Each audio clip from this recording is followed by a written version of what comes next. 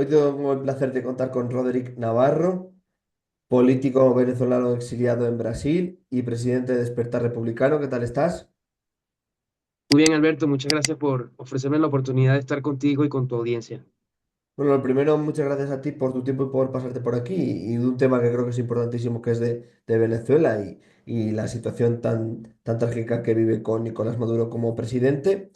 Y te quería preguntar, la primera pregunta antes de entrar a hablar de toda la actualidad de allí, pues ¿por qué estás exiliado en Brasil? Que creo que es un poco para conocerte más en profundidad y luego ya pasamos al tema de Venezuela. Sí, yo estoy aquí en Brasil desde agosto de 2017 por una orden de captura emitida por el SEBIN en televisión nacional. El SEBIN es la policía política venezolana y allí colocaron mi foto diciendo que yo soy un terrorista, un fascista, responsable de las acciones de una rebelión militar liderada por el capitán Caguaripano en el fuerte Paramacay. Yo no tuve que ver con la acción militar, yo simplemente apoyé públicamente esa acción liderada por el capitán Caguaripano, quien hoy es un preso político en Venezuela desde ese año. El capitán Caguaripano es una persona muy respetada, un líder dentro de la Fuerza Armada y ha pasado por las peores vejaciones y humillaciones dentro de la cárcel chavista, solo por venganza y por su mensaje, que al final era el apoyo a la lucha de los venezolanos en contra de esta tiranía y la reconstrucción del país y la vuelta al hilo constitucional.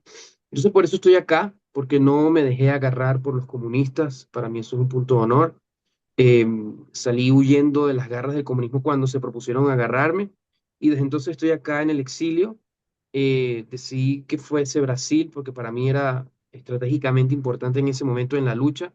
Creo que el día de hoy Brasil sigue siendo un país muy importante en lo que tiene que ver con el tema venezolano porque el gobierno de Lula da Silva o el PT es uno de los principales aliados del chavismo en la región y estar acá a cultivar una relación importante entre la oposición brasileña y la oposición real venezolana, creo que es trascendental hasta el punto de vista que hoy, pues, el gobierno de Brasil, con todo esto que ha pasado con Maduro y Lula, ¿no? Que Lula no reconoce, el gobierno no reconoce la elección con este resultado que dio el CNE forjado por Maduro.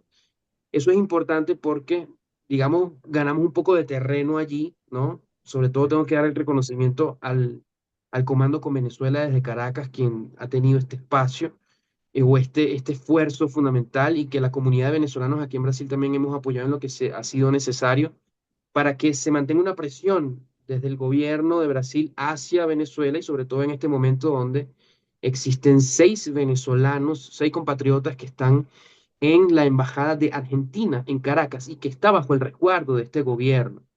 Entonces, pues para nosotros es importante Brasil, por eso estoy acá.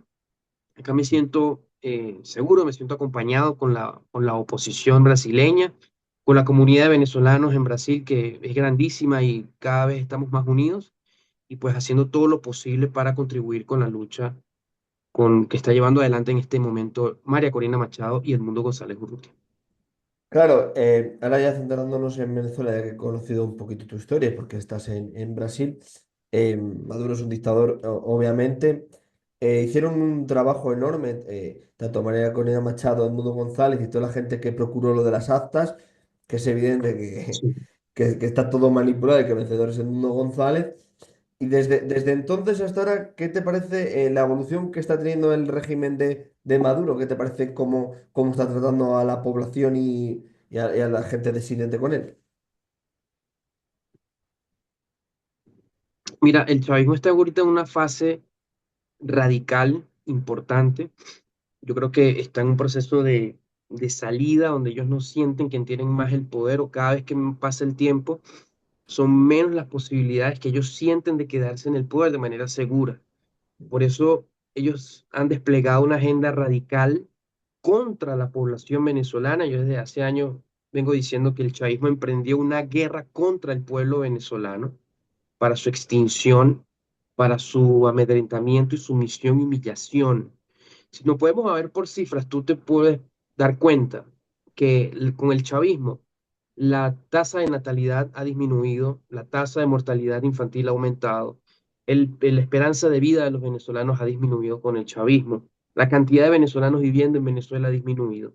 Entonces, el resultado de todo lo que ha hecho el chavismo, que no ha sido una cosa casual, ¿sí? Sino que es una cosa planificada y a propósito, es la de la sustitución de la nación venezolana por otro tipo de cultura, otro tipo de personas que apoyen su proyecto político, que además es imperialista, es global.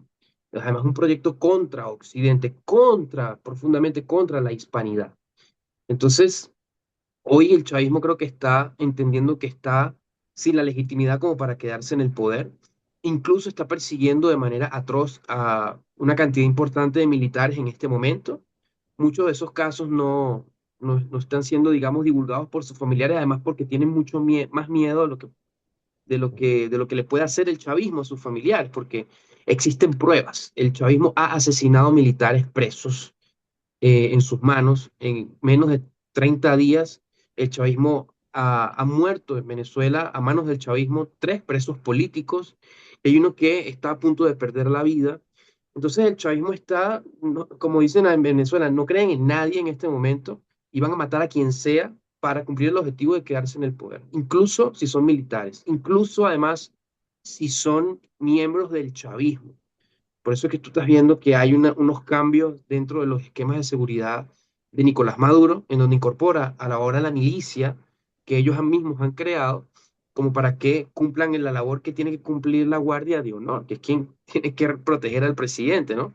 Entonces, creo que el espacio se les hace más pequeño a ellos y creo que las posibilidades de que ocurra, como dijo el presidente Edmundo González, ocurran acciones inesperadas después del 10 de enero, porque a partir de ese momento es que constitucionalmente ya Maduro se convierte en un usurpador, digamos, en este ciclo que comienza con las primarias de octubre de 2023 y que fue gracias también a la preparación técnica que hizo María Corina Machado y su liderazgo político. Yo creo que ellos la tienen cada vez más difícil.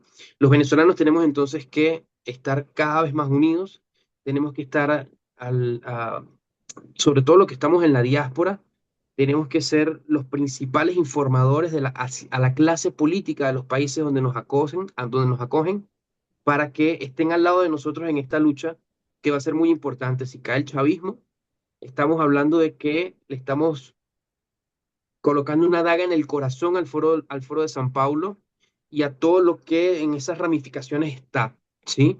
Y obviamente la caída del chavismo va a tener una repercusión también en España, en torno también a sus aliados que han sido alimentados por dinero del chavismo y que tienen negocios en Venezuela. Y seguramente dentro del mundo hispano esto también será, tendrá una repercusión, ¿no? Entonces, por eso creo que es tan importante que el chavismo caiga para que en el mundo hispano podamos ver entonces una nueva época, una nueva etapa de estar juntos, de luchar juntos, de existir juntos, de cooperar juntos contra el crimen organizado, contra el narcotráfico y todo lo que representa el chavismo y sus aliados en la región. Claro, lo que tú dices, a partir de ese día que se tendría que hacer la toma de posesión de Edmundo González, está claro que Maduro está respaldado por mandos militares. ¿Tú crees que a partir de ese día pueden revelarse en mayor número, en mayor cantidad militares? Porque está claro que algunos no estén de acuerdo, pero se da una mayor cantidad o de alguien con gente con mayor poder o mayor rango militar para que caiga el régimen. Mira, sé que hay iniciativas internas para salir de Maduro. No, no, yo conozco de una, pero entiendo que hay varias, ¿sí? Porque las redes de la resistencia dentro de la Fuerza Armada todavía existen y el descontento dentro de la Fuerza Armada es indiscutible. De hecho, si se ponen a ver los datos de la elección en todos los centros de votación, donde digamos, está la presencia militar en los cuarteles, en la gran mayoría ganó Edmundo González Urrutia. O sea, los militares votaron a favor del cambio, votaron en contra del chavismo, porque además el chavismo no tiene a la Fuerza Armada como una institución, digamos, seria y honorable. El chavismo utiliza a la Fuerza Armada como parte de su proyecto de corrupción y de persecución de venezolanos. Los militares, digamos, no, tienen un rol distinto al civil, pero también son perseguidos, también son víctimas. El DGCIN, la Dirección de Contrainteligencia Militar, es lo que es para los civiles, para nosotros, el SEBIN, ¿sí? Entonces hay una policía creada especialmente para perseguir militares. Tenemos un montón, centenas de militares presos. La semana pasada ocurrió una cosa absurda que lo denunciamos en nuestras redes sociales, varias personas lo denunciamos. Se filtraron varios videos de cómo en la cárcel de Ramo Verde, en la cárcel militar de Ramo Verde, donde hay presos políticos militares, los militares chavistas llegaron a darle un regalo de Navidad. ¿Y cuál fue ese regalo de Navidad? Llegarles a hacer una requisa, agredirlos, dispararles, ¿sí? Destruir sus cosas, sus alimentos. Usted ponte a pensar tú, eso no está bien, eso no es normal. Vemos que en la cárcel de Ramo Verde entraron los militares a agredir a militares que son presos políticos. ¿Y cuál es el crimen de esos militares que están presos políticos? Simplemente ser oposición al chavismo. ¿Ves? Entonces, ya hay demasiados incentivos dentro de la institución armada como para que haya una revuelta, haya una rebelión en contra de quienes están en el poder de manera ilegal y utilizan el Estado venezolano para amedrentar a los venezolanos y sobre todo ahora desconocer la voluntad popular, porque en Venezuela los venezolanos, su grandísima mayoría, y ahora está contado, nosotros queremos vivir en una república, nosotros queremos vivir en democracia, nosotros queremos vivir en libertad. Y a pesar de todos los obstáculos que hemos vivido durante todos estos años, con el liderazgo de María Corina Machado, especialmente, desde octubre del 23 para acá, los venezolanos nos hemos podido entrar en un proceso de reconstrucción de nuestras instituciones políticas dentro de la sociedad para luego luchar por ellas dentro de la estructura corrupta y deconstruida del Estado venezolano en manos del chavismo, para entonces poder iniciar un proceso de reinstitucionalización de Venezuela a través de nuestras acciones políticas. Entonces, yo sí creo que además de las acciones que dentro de la Fuerza Armada pueden de manera inesperada ocurrir, también es público y notorio que hay algunas iniciativas privadas que pueden ayudar a que esto también ocurra. Y esto significa la salida del chavismo. Si sumamos las iniciativas privadas con las iniciativas que hay dentro de Venezuela, dentro del sistema, entonces podemos concluir que hay como que suficientes motivos como para pensar que Maduro no la tiene fácil para quedarse en el poder. Claro, y otro del por qué se queda el poder o por qué se beneficia él es del narcotráfico, ¿no? De ese dinero que le llega por esa vía, que también hace que seguramente mucha gente esté poderosa, también esté viviendo de ello y él también financieramente tenga mucho dinero a causa de ello. Claro, es que ellos durante todos estos años han acumulado una cantidad de riquezas impresionante, no solamente con el robo del dinero público, que eso ya es algo que está realmente documentado y hubo algunos estudios hace varios años que demuestran que más de 900.000 millones de dólares han sido robados por el chavismo, o sea, 900 billones de dólares, una cifra absurda. O sea, Elon Musk, su fortuna está llegando a los 400 billones. O sea, 900 billones se ha llevado el chavismo, ¿sí? Em, y eso solamente el dinero público, pero también hay un tema de minería ilegal. O sea, kilos y kilos y kilos, toneladas de oro se han llevado de manera ilegal del territorio venezolano. Y eso no solamente con un negocio entre los militares que han sido corrompidos, sino también dándole entrada a las guerrillas paramilitares de Colombia, como las FARC y el ELN, que además yo me puse hace muchos años a denunciar los vínculos que hay entre ellos y tengo que reconocer en este momento que existe un preso político que ha sido el que más ha denunciado esto en Venezuela, que es el profesor Tarazona de la Fundación Fundarredes, y está preso precisamente por demostrar y documentar que esto es real. Allá en el sur de Venezuela, donde ocurren este tipo de actividades, em, estamos hablando de que existe esclavitud infantil, tráfico de personas, y eso no es legal, ¿ok? Y por allí también hay un tema de acumulación de riquezas. Y además, yo creo que tiene que hacerse una investigación muy, muy a fondo sobre si es real o no esta cuestión de que Zapatero tiene minas de oro en Venezuela, porque si las tiene en ese contexto, yo creo que la justicia española tiene que actuar al respecto Mm. y la comunidad de venezolanos en España tiene que denunciar esto con todas las de la ley. Entonces, yo creo que eh, allí Zapatero pues tendría que dar muchas explicaciones y quizá pues si eso fuese verdad, yo creo que eso es una de las razones por las cuales él defiende tanto al régimen venezolano, ¿no? Entonces allí hay muchos intereses, no solamente los del chavismo, sino también otros actores que van a ver una fuente de ingresos, una renta que se les va a salir de las manos y nunca la van a volver a recuperar. Sí, bueno, internacional vemos también cómo se va bien con Irán y con Rusia. O sea que ya tenemos cuenta en cuáles son los bandos también en cuanto a geopolítica internacional. Bueno, con el chavismo ya está muy claro cuáles son el eje al que ellos pertenecen, ¿no? El eje del imperialismo antioccidental, del proyecto ruso-chino que quiere instaurar un modelo para este lado del mundo, para el continente americano, donde ellos quieren hacerle daño a los Estados Unidos como el imperio que, digamos, colide con los intereses de ellos por aquella parte del mundo. Entonces, bueno, el chavismo decidió ser el representante de sus intereses acá en la región, pero también el representante de los intereses del imperio, de los intereses imperialistas del régimen iraní y el extremismo islámico. Recordemos que el chavismo ha sido el régimen que le ha dado más pasaportes venezolanos a terroristas que han rondado por Europa y los han descubierto. O sea, el pasaporte de mi patria está siendo usado como un documento legal para dárselo a terroristas islámicos en el mundo, para hacerle daño a Occidente. Entonces el chavismo colocó el Estado venezolano al servicio de estos intereses.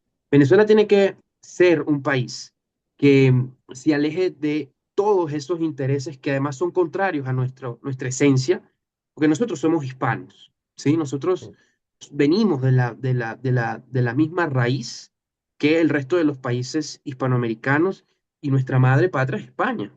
De hecho, nosotros somos Venezuela por España. Entonces, nosotros, el, el, el, el, el devenir nuestro tiene que apuntar hacia el mundo hispano, ¿sí? Y nosotros vemos a Venezuela con un rol dentro de ese mundo hispano. Y creo que esa hispanidad tiene que defenderse, tiene que cultivarse, tiene que promoverse entre todos los que tenemos la misma visión del mundo eh, en este momento de la humanidad, donde se quiere abolir el cristianismo, donde se quiere abolir la idea de la familia, donde se quiere abolir la idea del libre mercado, donde se quiere abolir la idea de que podamos vivir en paz en grupos sociales donde la diversidad sea respetada. Eso es precisamente lo que no quieren estos grupos imperiales del otro lado del mundo y que el chavismo defiende, el régimen de Nicaragua defiende, el régimen castrista defiende. O sea, fíjate lo común que son, ¿no? Persiguen a Mm. los cristianos, persiguen a la oposición, destruyen la libertad de expresión, criminalizan la disidencia, destruyen las universidades y los movimientos estudiantiles, destruyen la empresa privada, destruyen a la clase media, destruyen la seguridad de las fronteras y las instituciones militares y de seguridad y de defensa, los cuerpos policiales, crean estructuras de persecución de inteligencia contra civiles y también especializadas contra militares. Entonces es básicamente vivir en un espacio territorial donde manda el terror, ¿ok? Entonces, Venezuela, yo estoy seguro que al caer el chavismo, de una vez, tanto María Corina como Edmundo González Urrutia tomen el mando del gobierno, como el pueblo venezolano así decidió que fuese, em, yo creo que entonces comenzarán a cambiar las cosas. Empezaremos a ver hacia acá, hacia Occidente, hacia nuestros principales aliados, hacia América del Sur, hacia la América Central, hacia los Estados Unidos, hacia la España nuestra hermana, hacia los países europeos aliados, hacia todos aquellos que eh, saben que es Venezuela, la quieren de aliada han recibido a los venezolanos y conocen nuestra cultura y nuestra sociedad y quiénes somos y que nosotros tenemos que estar juntos, juntos en la lucha contra el mismo enemigo que es el autoritarismo, el extremismo islámico, el narcotráfico y la corrupción. Y bueno, sin dejar por fuera a Israel, porque eh, Israel para nosotros es muy importante. De hecho, dentro de Despertar Republicano tenemos miembros de nuestra organización que están en las IFD y están haciendo también su parte, ¿no? Entonces, volveremos a estar del lado del bien del mundo cuando caiga el chavismo. También está claro que Hezbollah ha estado relacionado con Maduro. Los terroristas de Sí, Hezbollah está claro que han estado relacionados con el régimen de Maduro, o sea que ahí se ve también por dónde va. claro, y es relevante que lo menciones. ¿Por qué? Porque fíjate lo que está ocurriendo con los principales aliados de Maduro allá en el Medio Oriente, ¿sí? Hezbollah, Hamas y el régimen iraní. Israel los está derrotando, los está debilitando y está haciendo esa zona una zona más segura para las personas, los seres humanos, independientemente de la religión que tengan, están haciendo un espacio seguro para la existencia del hombre. Entonces, decían algunas voces promotoras del chavismo que si llegaba a pasar alguna cosa, iba a salir en su defensa Hezbollah, Hamas o Irán para apoyar a Maduro. Y bueno, miren lo que pasó con Bashar al-Assad, ¿no? ¿Dónde están esos regímenes, dónde están esas fuerzas que salieron en defensa de su líder? Allí está pasando otra cosa. Entonces yo creo que esos análisis de que Maduro cuenta con unas fuerzas que lo van a salir a defenderlo, creo que no están tan apegadas a la realidad. E incluso yo creo que eh, el apoyo que les pueda dar China o Rusia a Maduro no es tanto como se pinta, ¿no? O como lo pintan los analistas a favor del chavismo o que tienen una imagen positiva del chavismo. Primero porque logísticamente está muy lejos para que haya una movilización de tropas importantes desde Rusia o desde China para Venezuela. Segundo, hay un contexto importante de demanda de personal y de logística para el fenómeno político ruso al lado en Ucrania. Tienen una guerra en marcha y los chinos no están como con mucho interés de mover tropas para América cuando tienen una situación que está a punto de estallar por la situación de Taiwán, ¿no? Entonces, yo creo que el chavismo está en una condición que digamos, a primera vista, no parece nada a su favor.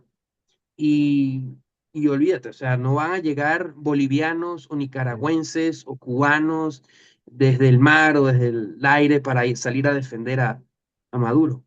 En Nicaragua los sandinistas están ocupados con su situación, que es también una situación de opresión, incluso hasta más radical que la que vive el chavismo en Venezuela. En Cuba también hay una situación de inestabilidad en la que ellos están asegurando el poder a través de la fuerza, porque la situación también es insostenible para ellos. Y en Bolivia, pues ni hablar. En Bolivia hay una situación de ruptura entre el MAS, entre Arce y Evo Morales, que no va a permitir que manden un contingente de bolivianos para que defiendan a Maduro en Venezuela. Eso es absurdo.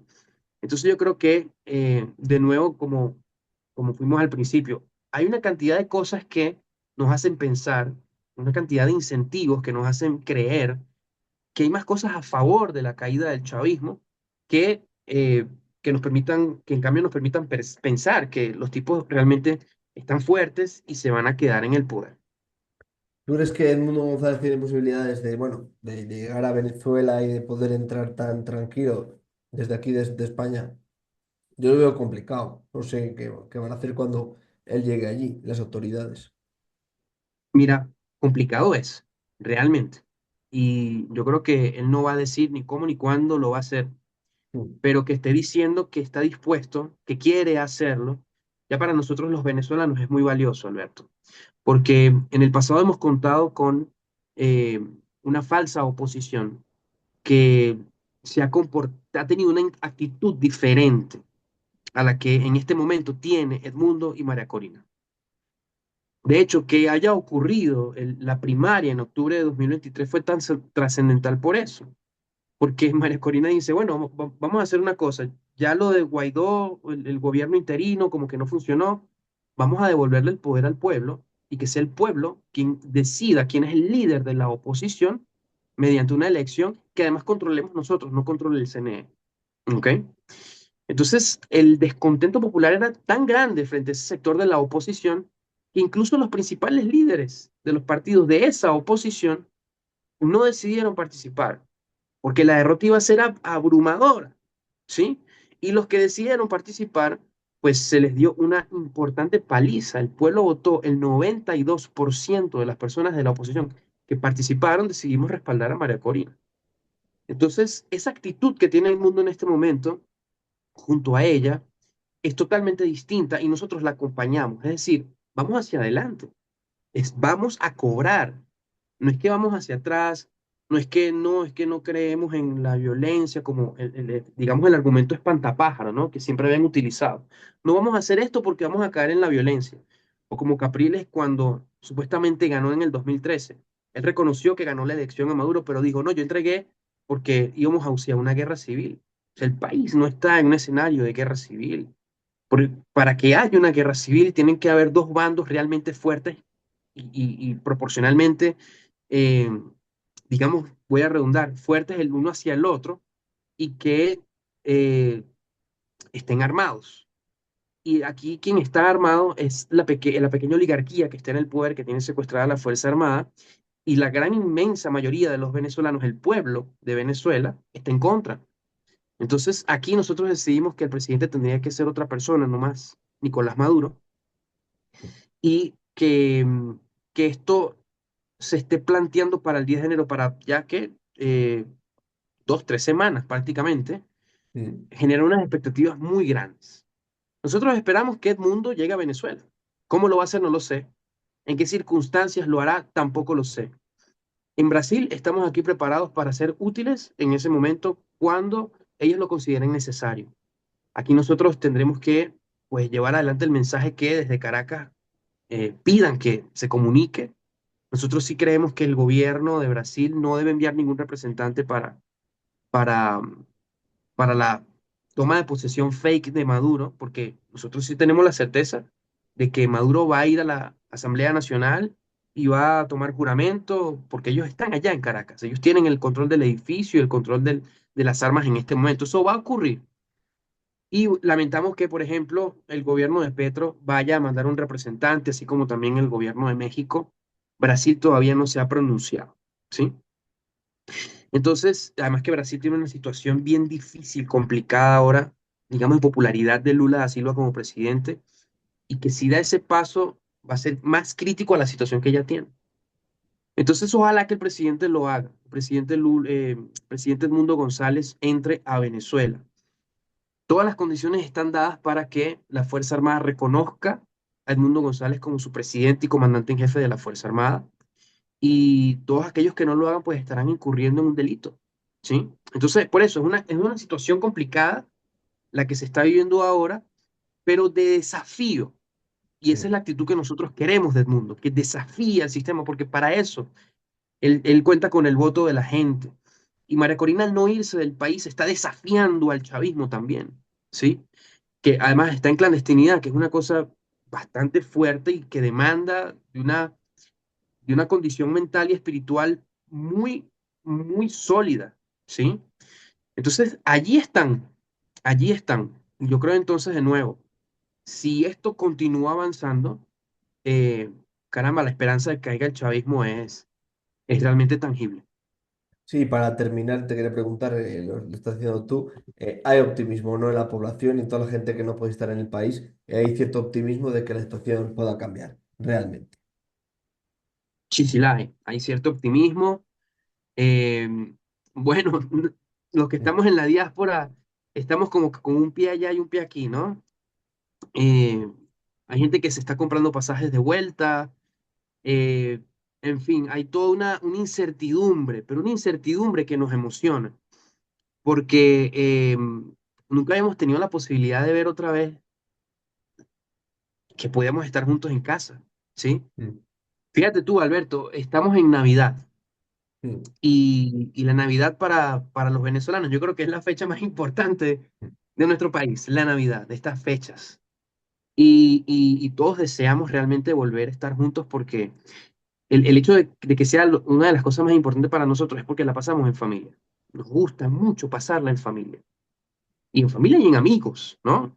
Entonces, que eso pueda ser real otra vez, en especial para mí, después de 7 años sin Mm, vivir eso, y para muchas otras personas, imagínate tú que pueden ser muchos más años, mm, eso es muy emocionante, ¿sí? Yo estaba en discusiones familiares, con amigos, bueno, ¿y cómo hacemos? ¿Cómo volver a Venezuela, a volver desde cero? ¿Cómo dejar todo lo que uno tiene acá?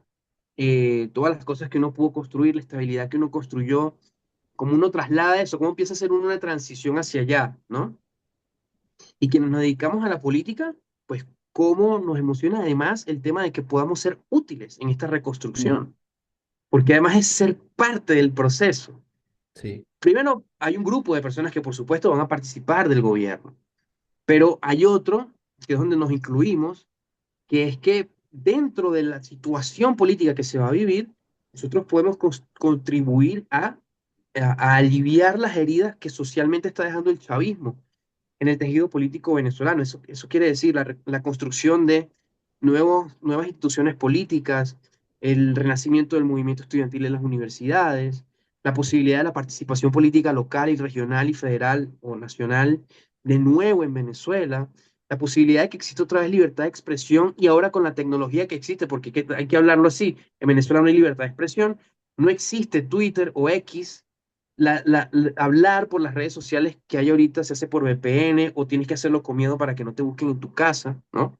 Entonces Mm. imagínate tú que haya otra vez libertad de expresión con todas las redes sociales y cómo el pueblo venezolano ahora va a poder fiscalizar la acción política de los líderes políticos, así como ocurre en otros países, como está ocurriendo en los Estados Unidos, como ocurre aquí en Brasil, como ocurre en Argentina, Sí. como está ocurriendo en Colombia, en España.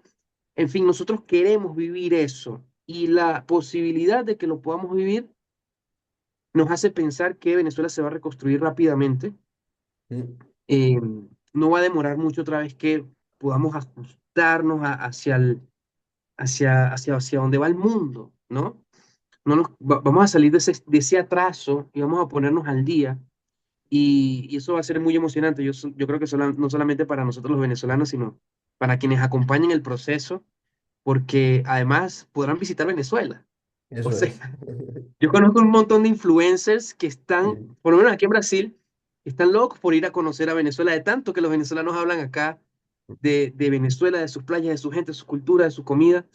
Entonces eso también va a ser una cuestión fascinante, emocionante, que reconectará también al fenómeno político venezolano, o al fenómeno social, mejor dicho, con los fenómenos sociales de otros países, ¿no? Y hay un proceso de integración más bonito, más unido, más grande.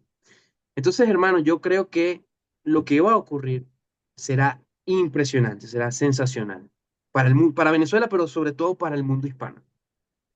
bueno, Rodri, pues muchísimas gracias por tu tiempo. Espero que todo vaya fenomenal y que realmente pueda ya caer el régimen de Maduro. Y espero volver a hablar contigo otro día y veremos a ver cómo va toda la actualidad. A ti, Alberto, muchas gracias por permitirme estar aquí con tu audiencia. Quiero desearte una feliz Navidad a los tuyos, a tu audiencia también, a los venezolanos que nos ven en España.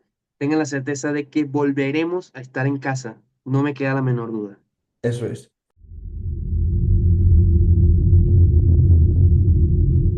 Pues lo dicho, Rodri, muchas gracias y un fuerte abrazo.